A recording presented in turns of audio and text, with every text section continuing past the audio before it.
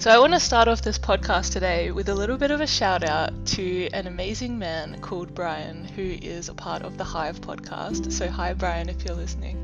And also check out the Hive podcast if you haven't already. It's another really awesome conservation-y podcast and I think you'll really enjoy it. Brian, I just need to shout you out because you have been a huge inspiration to me. When I posted the first podcast of this season, you commented saying that I need to keep doing this because I'm the only person producing this kind of content about conservationists, and it really reframed the whole way that I look at Lonely Conservationist and my role in it, and the podcasts and the blogs. And I just think that, one, it kind of puts the pressure on to keep producing this content because I really want to see conservationists and their struggles represented. But two, it highlights exactly why we need your stories, your inclusive stories of everyone in this community to be shared and represented. So if you have been scrolling along the blog and you realize there's nobody just like you, there's nobody with your specific story, please send your story over so I can represent you, because I really want to make it my mission to showcase all the hurdles, all the struggles that conservationists face, start a conversation about it so we can start taking steps to remedy these issues. And that's basically why I'm doing this podcast and why I started Lonely Conservationist, is because I really don't want us to be struggling or lonely anymore. So just a reminder that all of your stories are really valid and I would love to share them. So if you haven't shared your blog already, or you have and you want to share an update blog, please feel free to submit it at lonelyconservationist.com, and I really look forward to seeing all of your stories. So thank you, Brian, for being such an inspiration and for reminding me the benefit of giving a voice to all these incredible conservationists out there. So without further ado, let's get into the episode. Hello and welcome back to episode 3 of How to Conserve Conservationists, season 2, all about you. My name is Jessie, and I'm here with... Todd? He's not taking up the Todney, it's just Todd now. Well, my new name's Rodney. Oh yeah, we had a beautiful, beautiful message from a Lonely Conservationist saying that she listened to the podcast and she really enjoyed the conversations we've been having, but the autocorrect accidentally converted Todney to Rodney. So now Todd is just adopting name after name. To be fair, Todney's not a real name. To be fair, it's not. I think that's the appeal, is that it sounds like Rodney. So in this episode, we're going to be talking... Sorry for banging my elbow again. I always do that. In these podcasts, you just hear bang, bang, bang. I was going to say, can we move the mic into a better position? Okay, where do you want to move it?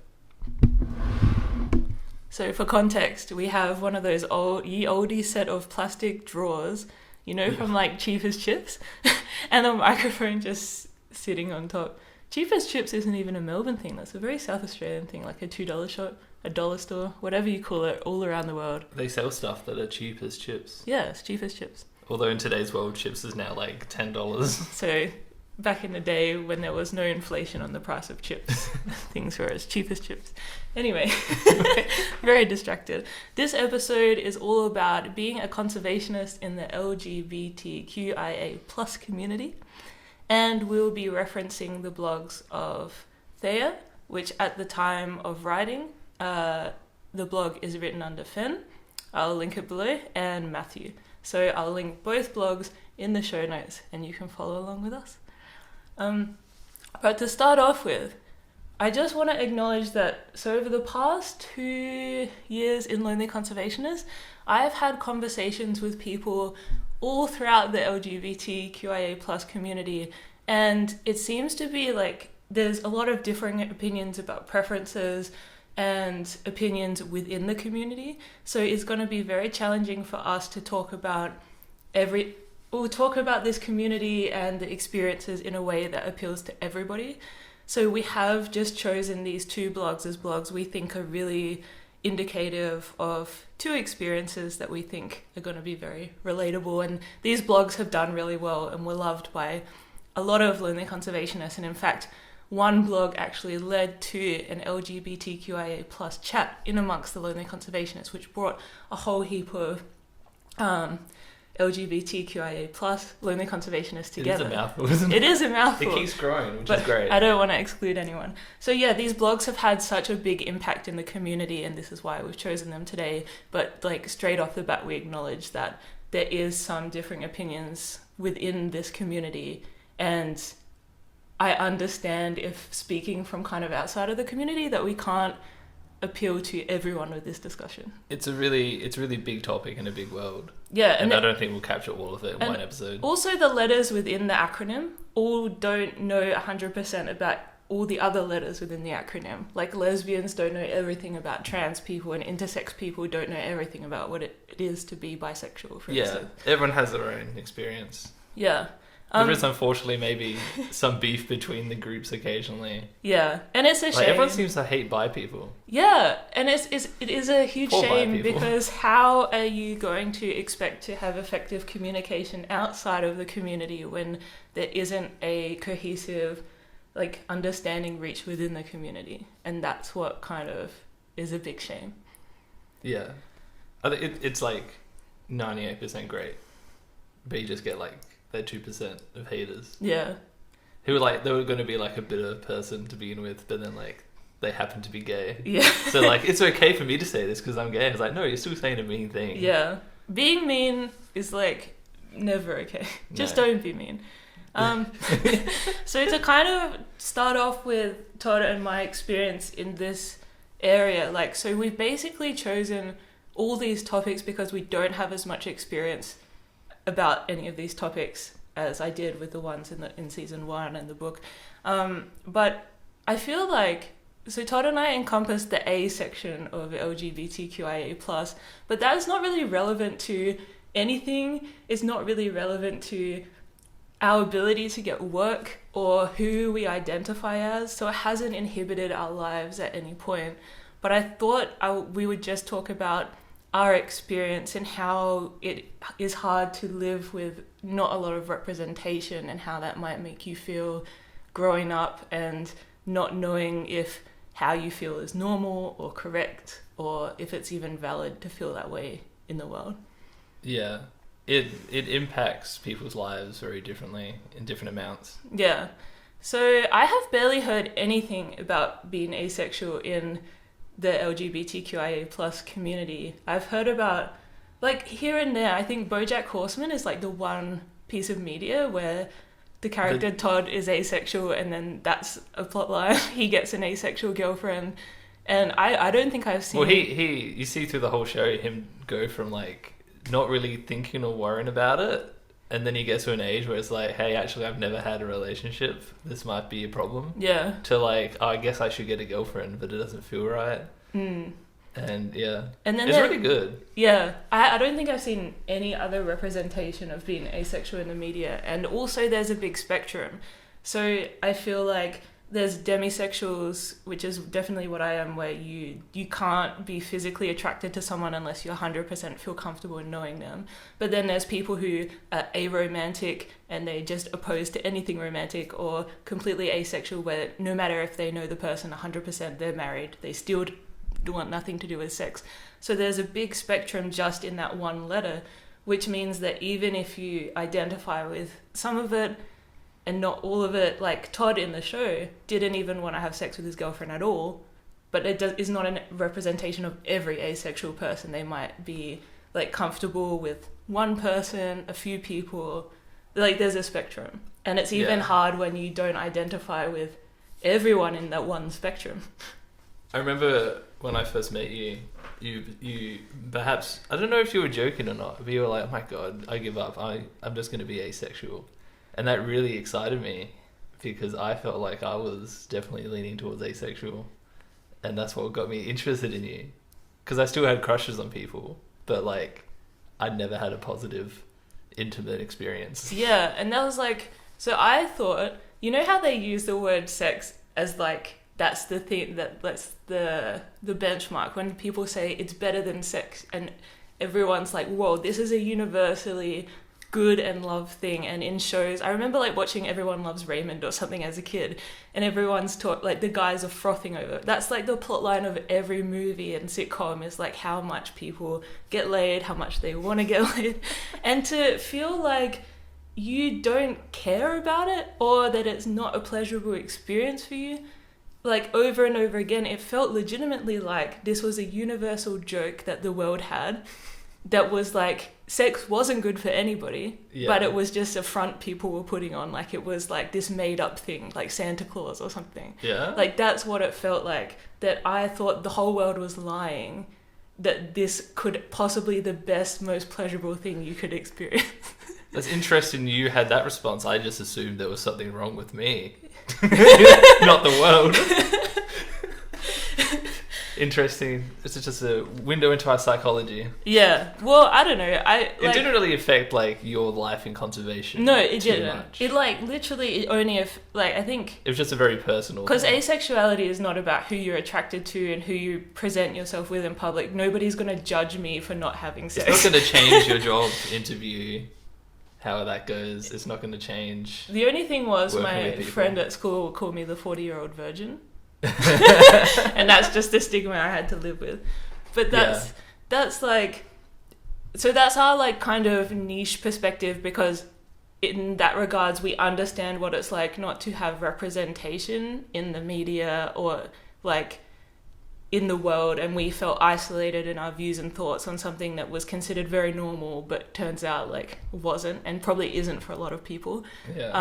So that's our like niche perspective. That's our limited insight into the community. Like we're not we are like we 100% love LGBTQIA people, the movement, everything, but I don't think either of us identify as being in the community, if that makes sense. Well, now you said this, there's going to be a groundswell of people demanding, just like they demand I'm a conservationist. Well, I don't know. Like, please let me know in the comments. Like, if you...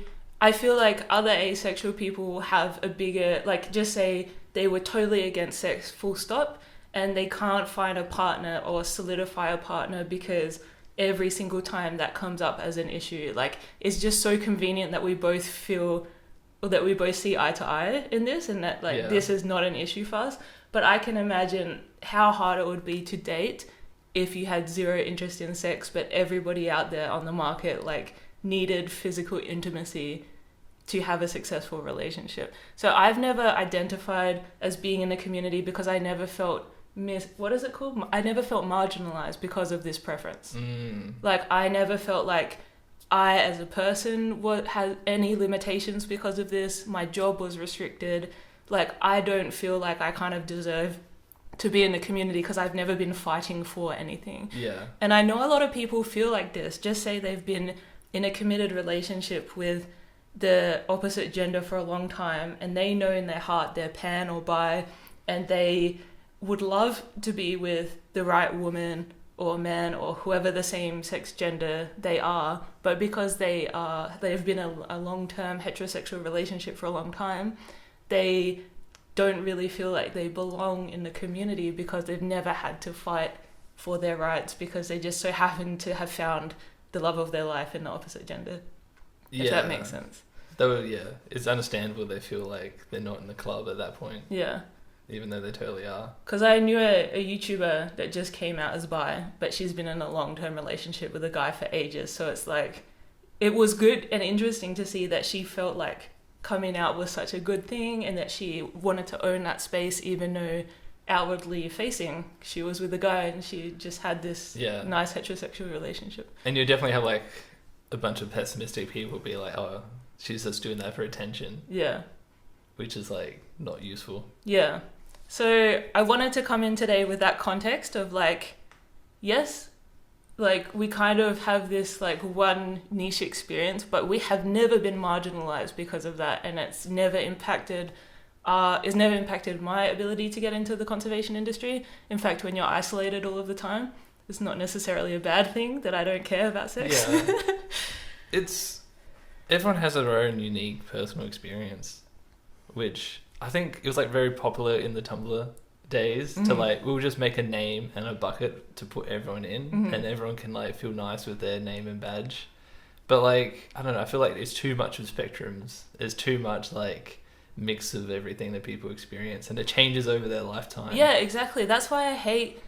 So it's putting people in buckets doesn't feel useful to me. Yeah, and it seems unfair that people have to come out, because that means if their preferences change over time... Well, firstly, coming out means that the norm is heterosexuality, and you have to announce to the world if you're anything other than that. That feels wrong. Yeah, why can't you just be yourself? Also, like... If your preferences change, like so the bi community get a lot of flack because some people we're not saying it's all people. No. Some people start off being bi and then realize that they're just gay into the opposite gender. So there's this stigma that bi people are just like a gateway to being actually gay, which is just definitely not true for every person that's bi. So, but it might be true for some people. Percentage, yeah, and that's fine as well. Yeah, that's what. Like, I don't know why people care so much about how other people's personal freaking sex lives. I think there's two things here. Like, one, you want to feel normal and represented and own yourself when you go out in public, which I understand in the blogs that we're going to talk about today. Talk about this, how much their lives changed for the better once they accepted themselves and valued and loved themselves for who they are, and the benefits of visibility. But then there's also the notion that, like, we're all just people, we all chop and change, we all do different things, and our preferences change over time. So to keep continuously, like, tell people who you are can be exhausting every time you come up with a new, different, like, when you realize something new about yourself. Because this has nothing to do with sex or gender or anything, but I went to my mentor last year, and I was like, I am so sorry that every week I come to you and I have a different life journey, and I have new things. Like one week I'm saying, like, look, I'm applying for a master's in research. The next week I'm like, I just rejected the master's in research and I'm going to do this. And the next week I'm like, I'm going to do this. And he's like, Jessie, life is variable. Things change. Like, you do not have to apologize for, like, having different opinions, for wanting different things, because we live in a fluctuating life. And from his perspective, he could see me move in an exponential way. Like, I started at one place with him, and over time, you know, in like a heart monitor. It was a trend. You weren't just... Yeah, you know, like when you're... What is it called? Investing in something, and you see the how your money is on the graph, and it's like lots of little peaks and troughs, but it goes in like... It goes either straight or positive or negative. He could see me, like, all I could see is the little peaks and troughs of the graph, but he could see that big exponential trend. You zoom out and you see the mountain that you're climbing. Yeah. And you're like, oh no, I'm stepping down one rock. Everything's over now. Yeah. So that's kind of what I mean by this, is like, if we feel like we have to apologize for every peak and trough and different direction that we turn, even though we're going on this big, long journey that will ultimately, like, I don't even know if journeys get you anymore. Journeys are the destination, I think, now. Yeah. But, like, we shouldn't be responsible or feel pressure to tell everybody about each peak and trough that we go on, like, knowing that it might change. Because just like gender and just like sexuality is fluid, so is life. Like, life just changes. Like, you could be a police officer for, like, 50 years, and then one day you're like, I want to be a children's party entertainer and I want to dress up like a fairy. And that's okay if you make that decision. Yeah. I think the way you're speaking just now makes it clear of, like, you view yourself, like, your identity and how you see yourself in society is very based on, like, what you're doing with your day and, like, what you're achieving in like a practical sense. Yeah. So like you don't take much of your my identity has nothing to do with my gender or sexuality. No, nothing. And like a lot of conservationists just identify as conservationists. Like, you go onto their Instagram profile and it's like, bio conservationist, like, I identify as this is who I am. Yeah. And I talk about this a bit kind of in the book in the last season as kind of a problem, how we're to identify ourselves as our work. So if anything wrong happens with our work, if we can't find a job, then we think we have no value. That is a trap to fall into. But like I was just going to say it as like you know, just because from you talking with them and like following them on other social medias, there's definitely blogs written on the Conservationist blog that were written by LGBTQIA IA plus people, but like that wasn't in the blog. Yeah, because it wasn't like their part primary of their focus conservationist journey. Yeah, like I am so amazed when I know someone personally and I read their blog and what they choose to talk about is a life path that's like completely different to what I thought would be important or what is like notable to them.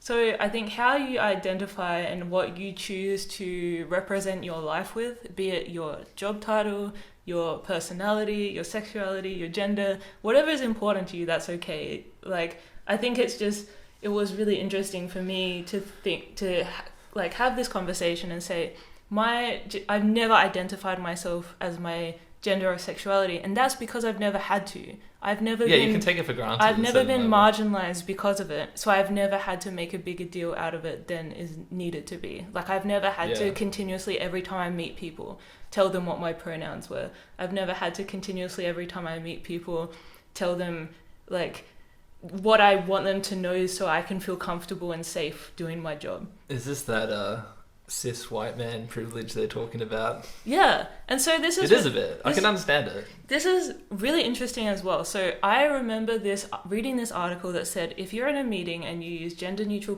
pronouns, everyone feels more comfortable speaking up because it like kind of negates that women oppression. I was trying to find that article to see if that was correct, but I ended up finding this other article. It is called... Let's see... It was called Can Gender Fair Language Reduce Gender Stereotyping and Discrimination by Skenzi et al. Basically was saying that the obstacles to gender-neutral language is the fact that even if we use gender-neutral language like police officer instead of policeman, most people think of a man anyway because of historically most of the time men have filled police officer roles. So as long as there's that history of men occupying gender-neutral words and people instantly think of that, like people assume a gender anyway, when in fact women are the people who mainly benefit from gender-neutral language, because everyone knows that study of when they laid out those resumes and people with women names didn't get hired for the job even though they had the exact same content on the resume. Yeah. So gender-neutral language obviously is so good for trans people who are in the middle of their transition and don't want to use she, her, he, him labels, intersex people, non-binary people, they, them, is amazing. But it's also really incredible for letting women have a chance to not be stereotyped. Yeah. Because basically what I remember of this first article is it said that women have this stereotype of oppression. Like, even women ourselves have this misogynistic idea that women should be pushed down. And it's dumb, but it's just the way it is from history of it. So when you use gender-neutral language, there's no preconceived stereotypes about non-binary trans people. It's a bit of a subconscious trick in your brain. There's no... To like just treat them as people. There's no stereotypes that have been like throughout history that have trained us to think about them in a certain way. Yeah. So it makes everyone just a level playing field, a human. And then if we all assume they're men, we're all going to give them the best chance of life. Do you reckon that's surely what's happening, right? When people use non-gendered language, the assumption is you're talking about a man. Well, if you say police officer... If you say... I guess it depends on what you're saying. What if it was like a trans police officer and people use the police officer, envision man, send them up the ranks. Next minute, you've given all these opportunities to this trans person that you wouldn't have given them before if you knew their pronouns. I was going to say the wrench in the works is like trans people who being a particular gender is super important to them, clearly, and using non-gender language, like they want to be a gender and it's really important and they want to celebrate that and keep bringing it up. So if you use non-binary language, they're like, no, I worked really hard to be a policeman. Yeah. Call me a policeman, don't call me a police officer. Yeah. Well, I guess we're not to generalize, but there's definitely people who would consider pride in their pronouns and want to shout them loud and clear. So it makes it tricky. It makes it tricky. There's not one... And that's what we're saying. Makes it better for everyone. This whole community, it's all about personal preferences. Because in the end, you're not just an L or a G or a B or a T or whoever you are. You are a person. and you have personal preferences and you're Really? allowed to. Like, just because I'm a conservationist doesn't mean I have to believe everything that every other conservationist believes, and 100% that's true. Probably like heaps of you listeners out there, I probably don't have exactly the same values on things that you do, and that's fine. We all come together over the fact that we are conservationists. So I can't believe you eat cheese, Jessie. Are you even a conservationist? I know so many lonely conservationists who would be like, I would be vegan if it wasn't for cheese. Yeah. Cheese is the downfall of a lot of people. It's the downfall of everyone. Okay, so let's get into Enough the about blogs. That's just a bit of history about our opinions on life. Yeah. But then again, like, you're coming to this podcast because it is our opinions. Like, there's only two of us talking, so we're not going to speak on behalf of, like, Henry John III, whoever he is. What? It's not him? Let's talk about Matthew's opinion. Okay, so I love Matthew's blog because, as I said in the intro, Matthew's blog talks so highly of being visible as a gay man that he led to the inspiration of creating a LGBTQIA plus community chat group for lonely conservationists. So if you are in a community and want to be involved in that chat group, let me know. I'll chuck you in there, because it's like cool to identify other people who may be going through the same struggles as you and come together. I love the group because it's not really about the LGBTQIA plus community. I just started questioning every letter, like, is this right? Am I just saying the alphabet? Like the conversations in there are just like, hey, what do you do? I'm working on koala populations. Cool. Yeah. It's nothing about the community. It's just about these like-minded people coming together. They are people. They're conservationists. Who are all conservationists. That's probably like, the most common thing. Yeah. Still. So basically, I want to read a passage from Matthew's blog because I just think it encapsulates everything. But basically, to give you some context, he grew up in a rural town of Victoria. And if you know anything about rural towns... Victoria, Australia. If you know basically anything about rural towns anywhere... Yeah. You know that... It's the same, even in Australia. Yeah. Sadly. Like, pretty close-minded, old-fashioned, is like a small community, so there's not a lot of, like, diverse opinions and acceptance, I guess, because of the community is just so small. You don't have, like, in a city where there's, like, abundance of people. What's, like, the social reason for people in rural country places being, I guess, more... They tend to be more conservative socially. There's all tend to. Generally, maybe more religious. I wonder if it's because... Which all just ends up being very un-gay friendly. Yeah. If you're, like, just say you're a long line of farmers and you...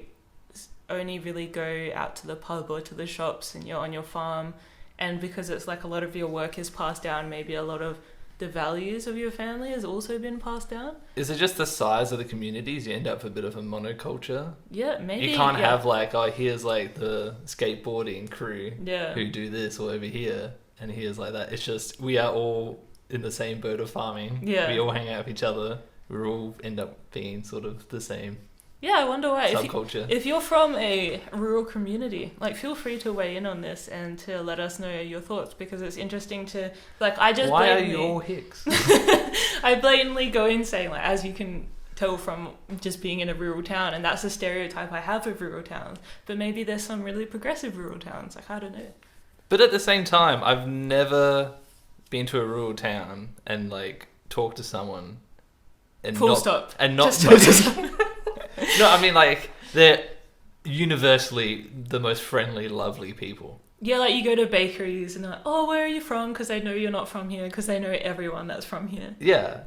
They're just lovely people at the same time. Well, I think, like, I don't know. I feel like I was ragging on them until too long. Now this is like the country town episode where we just talk about what it's like to be in a country town. Anyway, he's from a country town. He didn't feel like he could be himself. So this is what he writes.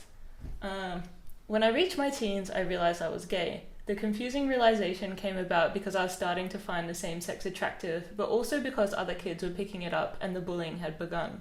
Small rural towns can be pretty cruel places when you sit outside of the cookie cutter of what's expected of you.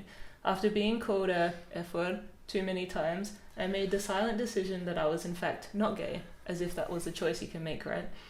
This marked the beginning of my years of denying who I truly was. As an adult, I now realize that it is an incredibly daft thing to do.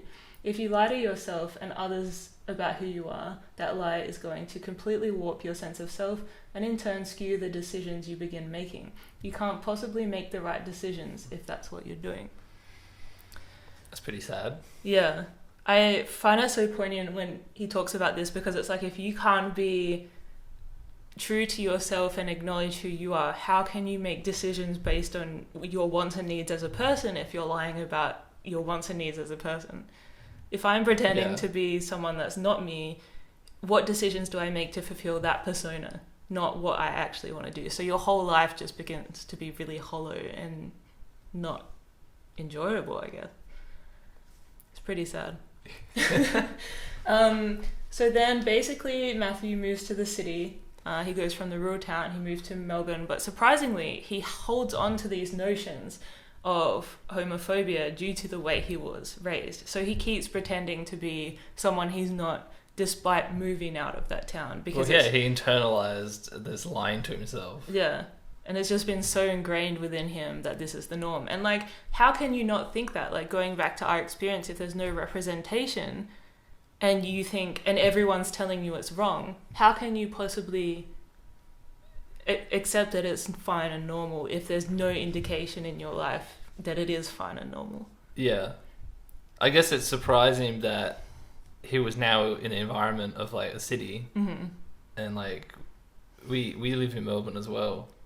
And like, there's some strange people in Melbourne. Yeah. Like, there's some quirky people rocking about the train lines. Especially in Brunswick or whatever. Like, especially in some suburbs. Nobody's going to question who you are, where you're from. It's a very, like, culturally progressive. I think this is the most progressive city I've ever lived in. They very much, push it to the other end of, like, a rural town so if you can, make it accepting. If you can imagine, like, Indigenous representation is very important in Melbourne. There's signs of whatever. If you're in a national park, it tells you what land you're on. Even on my gym, it says what land the gym is on. Every presentation, everything you go to acknowledges Indigenous land. It is very culturally progressive, this city. Yeah. So it just is kind of crazy that Matthew came here and still felt like he couldn't be himself because of how much it had been internalized not to be able to be.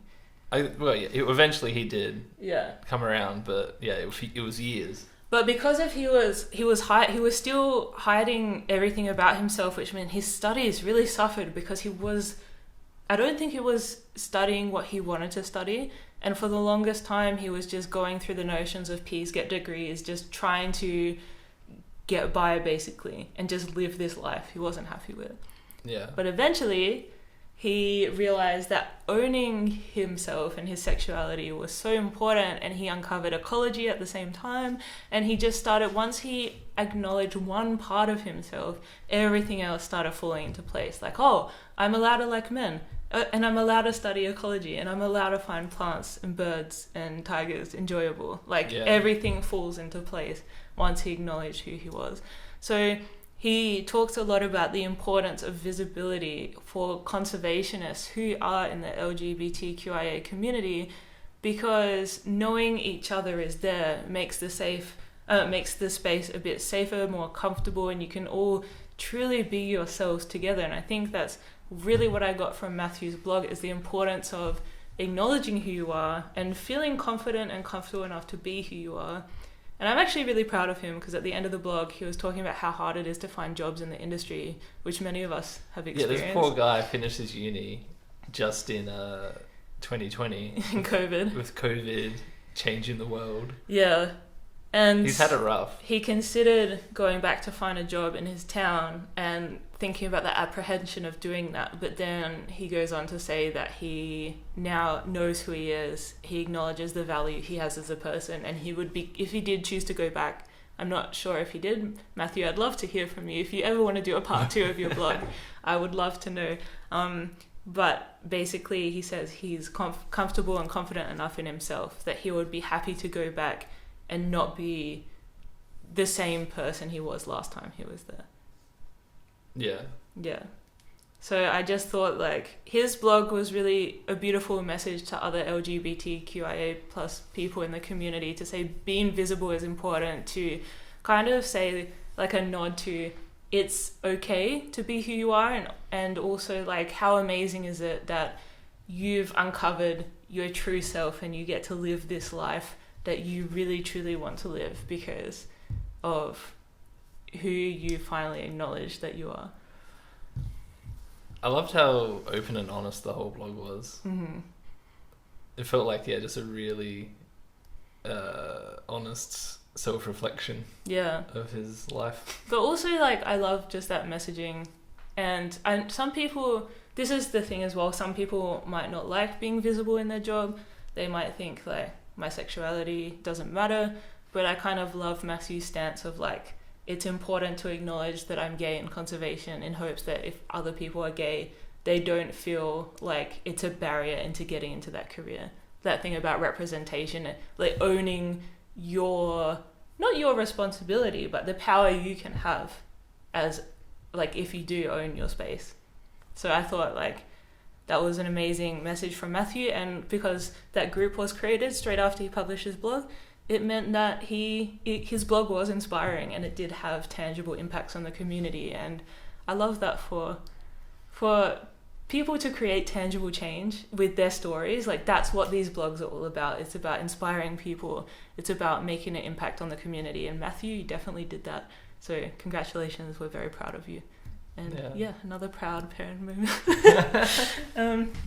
Then the next blog we're going to talk about is Theia's blog. So as we said in the beginning, Theia wrote her blog under the name Fen. She has recently come out, and I hope this is fine to say. I will take it out, Theia, if you don't feel comfortable, but on her Instagram, the Fairy Bog Mother, best Instagram name ever, she's been quite open about coming out in the industry, and it's been really incredible to watch her journey. And so coming out as a woman. Oh, okay. this is coming out could mean a lot of things. True. And to different people. This is good that I have you here, actually, because I feel like I've been following the journeys of all the lonely conservationists so intimately, and I talk about them like I know them and they're just a person in my life. Yeah. So people listening might not be acquainted with all of these people. So I'll put their Instagram links in the bio, their blogs, and you can find some new friends if you so wish. Because I just love watching lonely conservationists grow and go through all the peaks and troughs and the ups and downs of the graph, because it feels like I'm less alone in my peaks and troughs if I can see a range of people going through theirs as well. That's what it's all about, isn't it? Yeah, that's what it's all about. What's Theia's story? Theia's story is, like, honestly, am I allowed to say this? It's the most beautifully written blog on lonely conservationists. It's actually a really, like, well thought out metaphor. It's very poetic. It's verging on poetry, yeah. Yeah, like, Theia, if you ever want to publish a book or a poetry or some piece of, like, published writing, I think you will be so successful. Like, especially, like, it reminds me of, should I read a passage? Yeah, I'll read a passage and then I'll say. Can we talk about Theia's background first? Well, just at the start, she talks about growing up in Mississippi. Yeah, so again, there's that contrast. It's almost a similar story, like, maybe a bit more rural. The environment around you is much more conservative. If you're in a hick state, which is like a whole like a conservative hick state, it's like the country town exacerbated into a whole state. It makes things harder. Yeah. Yeah, talking about that, but also it is a state of, like, really beautiful wildlife, nature and wildlife and forests and stuff. Yeah. And something that I didn't know, I thought it was an Australian thing. We have bushfires. The entire forest catches fire every once in a while. They talk about that in LA so much. There's always the LA fires. Yeah, the LA is on fire a lot recently as well. But I didn't know, like, for me, when I picture Mississippi, I picture... What do you picture? Just the river, I guess. Yeah, the river and a lot of corn crops. All I know about Mississippi also is the river and that thing, like, Mrs. M, Mrs. I, and Mrs. S, S, I. And closed down industrial locations. Yeah, I don't know anything about Mississippi, so to get such a picturesque, like, vision of what Mississippi wildlife is like from this blog. If anyone is from another country or another state and has not been to Mississippi, definitely read Theia's blog. It is beautiful. Yeah, so, but apparently there it's also like a part of nature for they call them wild. Is it a different type of fire if it's a bushfire or a wildfire? Well, a wildfire is uncontrollable, I think. They have fires go through forests. Is it just because you don't call the bush in America? Like, is the bush an Australian thing and that's why we call them bushfires? Yeah. Because I never hear other countries talk about the bush. Yeah, so it's probably the same. Because they have like actual nature and not just a bunch of desert with the odd bush tree. Okay, well, that's a new realization for me. So yeah, wildfires and bushfires are probably the same thing, but because we just have bush. It's not wild. Like, no, but like if you have heaps of different landscapes that can catch fire, it's encompassed by wildfires. Yeah. We do have different landscapes, by the way, like just Aussies call the outback the bush, basically. Yeah. Like, because no, you translate it with another Australian term. What? No one else calls it the outback. Oh my god. Australians can't talk about stuff because we just speak too much Australian. When we say bush, obviously we're talking about the outback. And when we say the outback, we're talking about outside. Well, isn't it like, because we have gigantic properties and all of the interior of Australia is empty. It's just outback. It's like your backyard is just outback. Yeah. I think that's sort of what it came from. Yeah, anyway. If you're also a linguistics or English specialist. So now you understand what Theia's talking about. Jessie can read this passage. Yeah, I was going to mention the bushfire stuff after I read the passage, but that's okay. Theia says, when a burn moves through a savanna, there's always a period of time when you might think that the beauty is lost, that the flowers might have died after facing such destruction.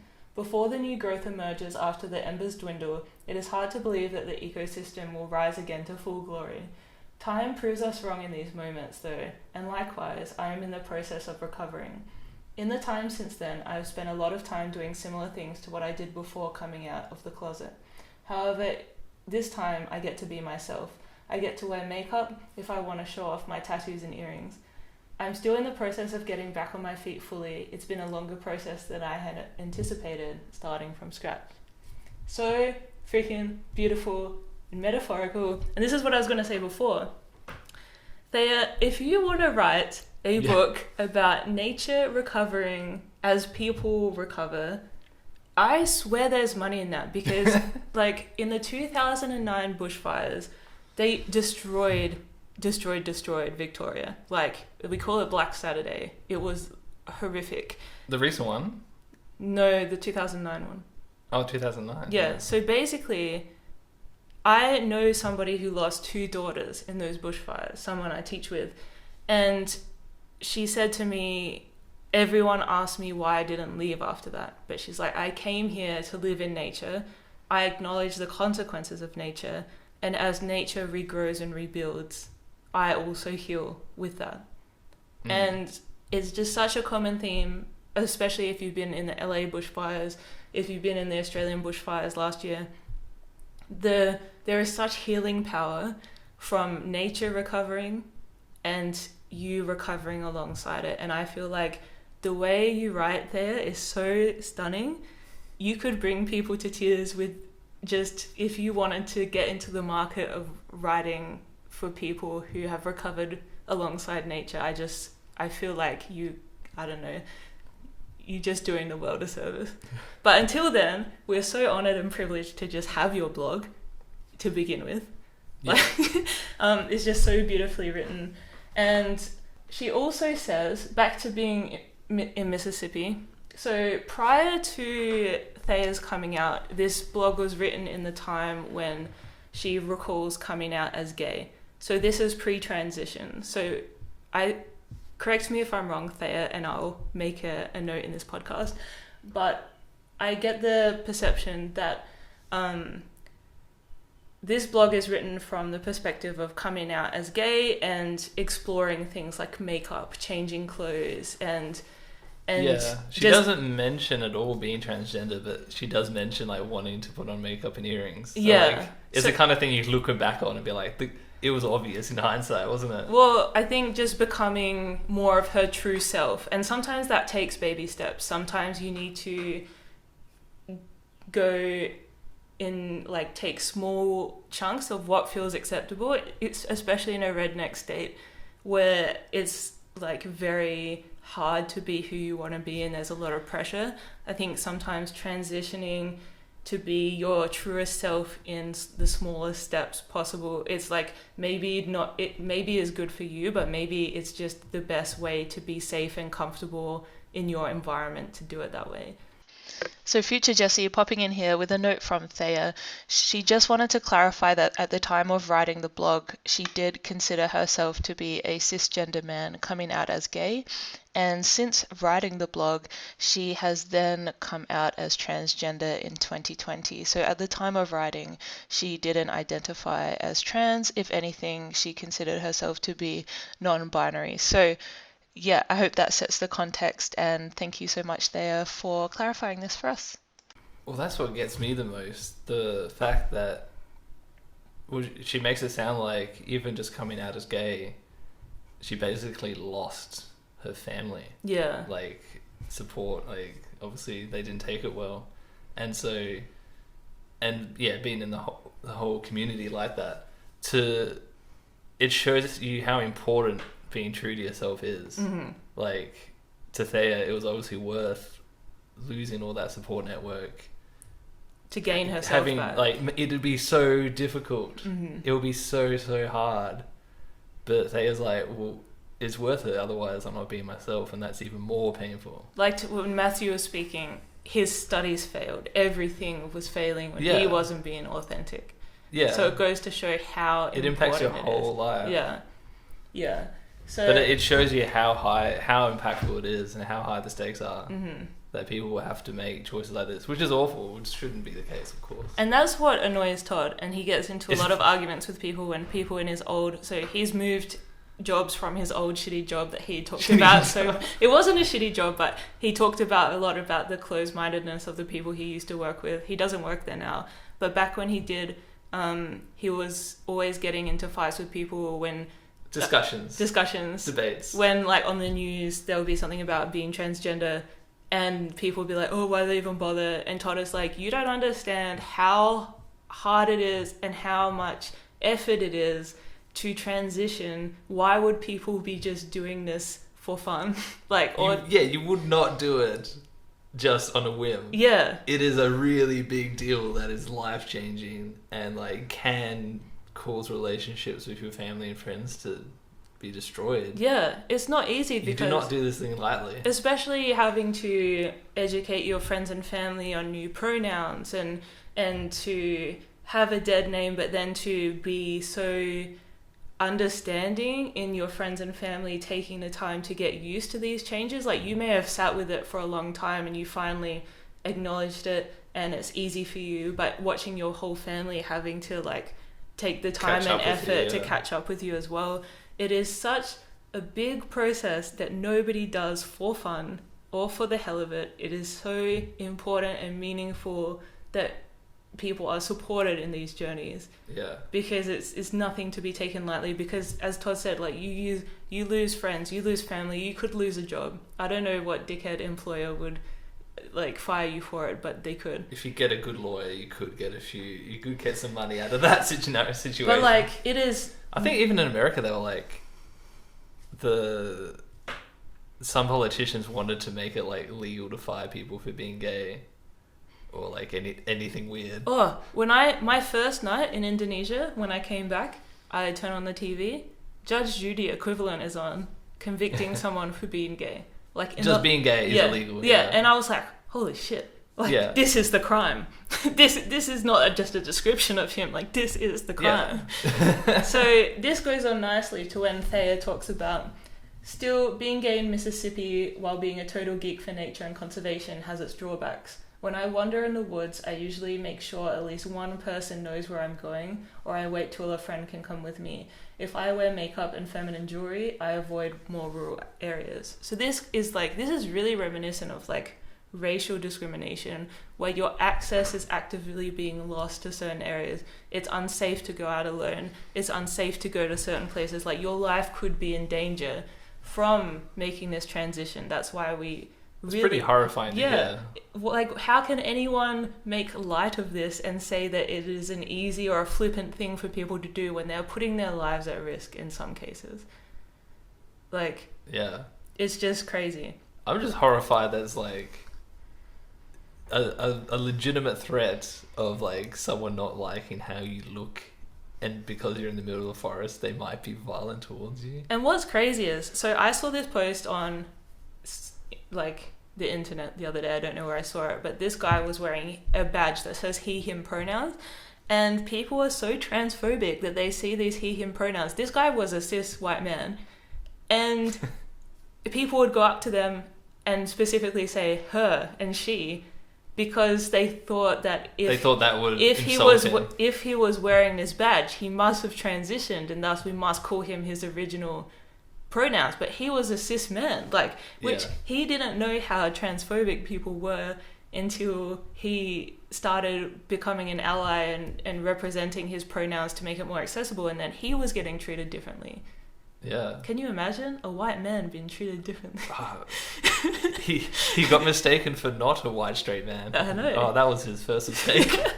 But it's just like, it's crazy because I think we can all get into our bubbles of being in such progressive, well, especially I don't live in a redneck state. I don't live in a country town. I live in a very inclusive city.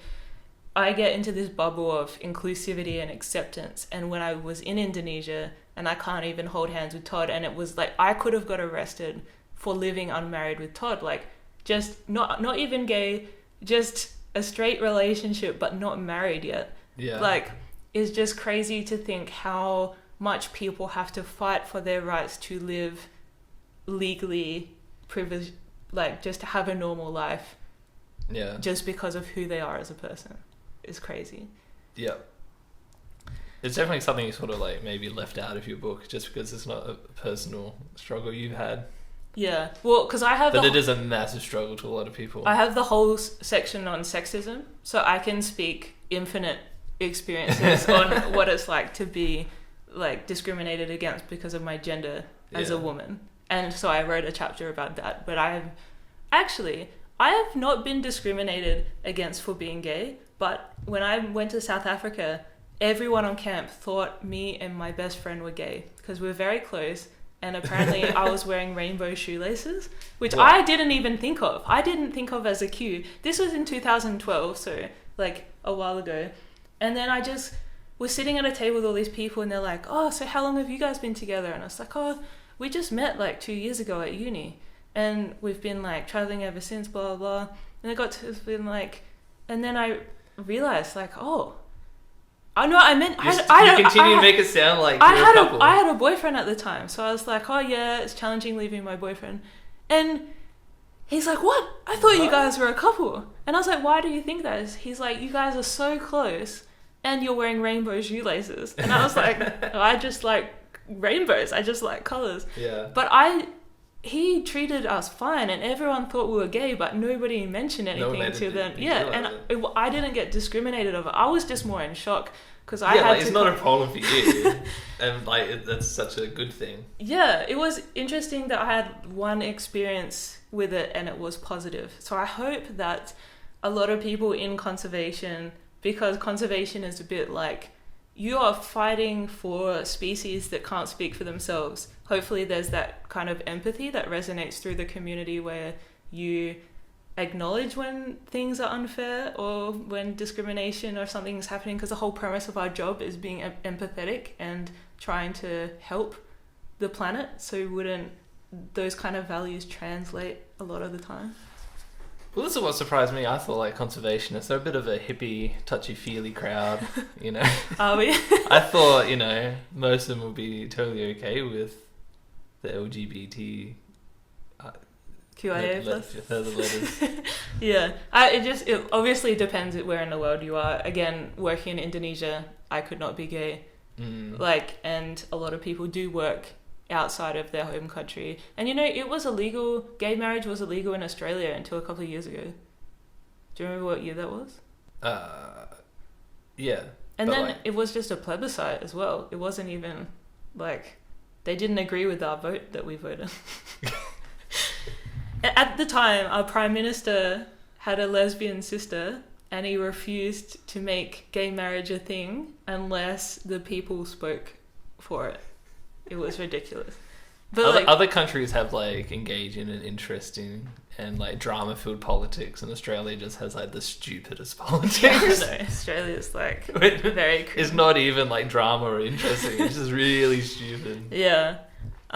So to end, we had our last segment in our last podcast. What can we do to help as straight white people? What can we do to help and make a better life in conservation for LGBTQIA plus community members? We were talking about this before, that we feel the advice is going to be mostly the same for all of these podcasts, where last week we were talking about if you make the jobs more accessible for everybody, it's only going to make each individual, no matter who they are, feel more included. So I don't know about gender neutral language across the board, because it does help women in meetings and stuff. It does help women. It obviously helps non-binary, intersex, transitioning people. But again, others might have preferences that they've worked so hard to get their pronouns. They want to have their pronouns used. So I don't want to say blanketly we should be. But I feel an integration of taking the time to learn how to use gender-neutral pronouns is only going to be beneficial as more people feel comfortable in society coming out and using gender-neutral pronouns, because a lot of people struggle with using they, them because they don't think it structurally makes sense in a sentence. But the more we practice using it, the more we can use the pronouns of whoever wants to come and work for us, and it's easy, and we don't misgender them as much or at all. I think in my personal experience for gay couples and stuff, the language people use has become a lot more inclusive. It's much more, this is what I mean in my experience, saying my partner, saying things that could be either way is a lot more normalized now. I've always said my partner, because I think when you're a certain age, boyfriend sounds very immature, you're year 7. And so it's interesting to see when people, if I say my partner and then people say oh, what does he do? What does she do? It's interesting to see what pronouns they use or what language the other person uses when you say your partner. Yeah. So I think the world's got a lot more progressive, and a lot of people complain that the people on TikTok, the Gen Zs, they can just be gay in primary school. They never have to worry about coming out. They never have to worry about going through an identity crisis. It's interesting seeing the divide with people our age, late 20s, really struggled. And I'm one of my best friends is gay in high school, and I didn't know the whole time I was in high school. Actually, 2 of my best friends in high school were gay. I found out one of them was gay in year 12, the other one after high school finished. There was still such a stigma when we were at school. So I remember when I was 10 years old or something. I don't know if this is still what 10-year-old kids do, but if you don't like something, you would call it gay. Yeah, luckily that was just very normalized, but it does feel like that's not on popular anymore. Yeah, but that was the language when we were at school. Yeah. 100%. And so I feel growing up, in the future, I believe that conservation jobs and jobs across the board will be really inclusive and progressive. But it's just our generation, the generations before us, there's a lot of undoing of stigmas and bad language, and we just have to undo and unlearn a lot of things.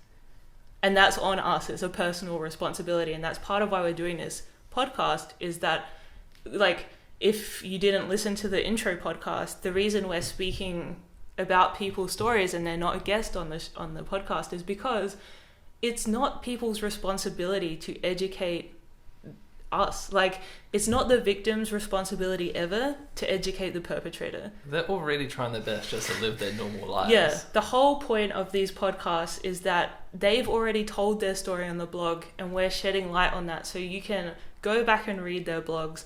You can take the time to sit and have this conversation about how, and think to yourself, how are these people marginalized and impacted just because of who they are? And I think this podcast is our way of trying to educate ourselves, make our lives and our behavior more inclusive, because I think reading a blog is one thing, but it's not until you actually talk about it that you realize all the intricacies and like the meaning and the depth of what people have really talked about and the implications of that. So I think that a huge thing that we can all do collectively, again, listen. Just listen to people's stories, listen to your friends, your family, anybody in the community, listen to what they have to say, because again, as we said at the start of this conversation, that everybody has different preferences.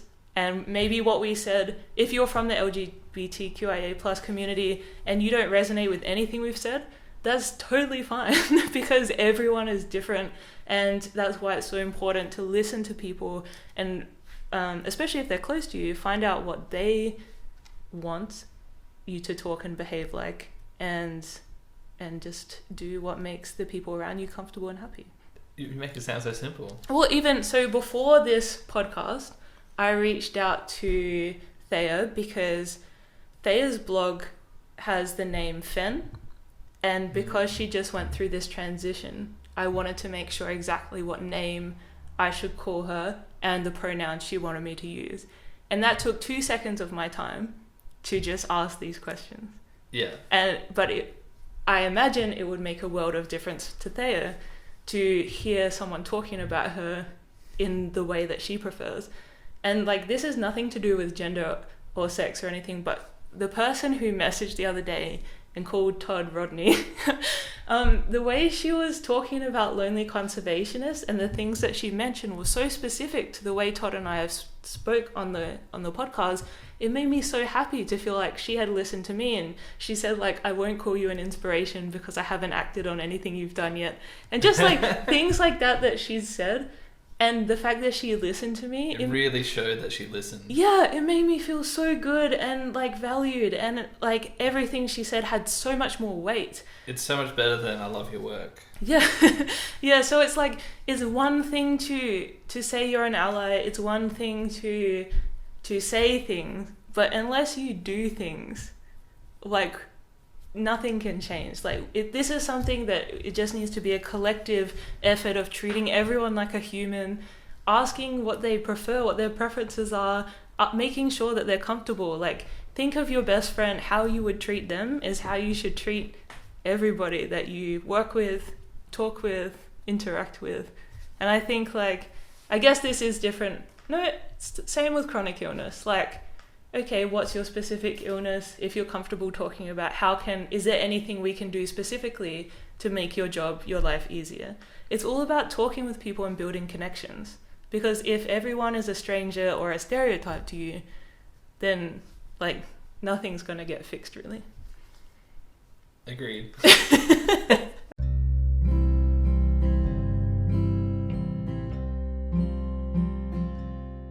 So that was our episode on the LGBTQIA plus community in conservation. I actually had a really fun time exploring this episode. I really love both of these blogs, and I hope you go check them out, give them a read. Again, they were by Theia and by Matthew, and I will link both of the blogs and their Instagrams down below. So yeah, check them out. Our Instagram is @LonelyConservationist, and we're at LonelyConserve on Twitter. You can follow the website at www.lonelyconservationist.com, and you can follow us on Patreon at patreon.com/lonelyconservationist. Also, if you haven't yet, you should maybe get my book and give it a read. It covers everything we talked about in season 1 of the podcast. So if you want more about my journey in the conservation industry, you should definitely give that book a read. But yeah, thank you for listening to this podcast, and until next time, catch you around. Bye!